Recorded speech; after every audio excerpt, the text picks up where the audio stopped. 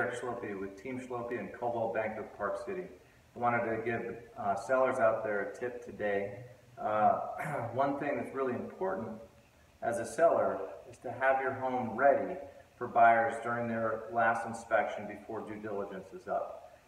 Buyers, when they come through the home first time, whether it's an open house or with their agent, they feel very comfortable and everything's looking perfect, and that's why they feel like they found the right home. So if you know they're going to do a walkthrough, you want to come into the house a day or two before and make sure everything's put back perfectly. If the wind blows the outdoor furniture, it just doesn't look welcoming. If there's dust on the counters because it's been sitting for a week or two, same thing. So you want to make sure you do a walkthrough, get everything tidied up and looking just like as it did during an open house or as you were showing it on a daily basis.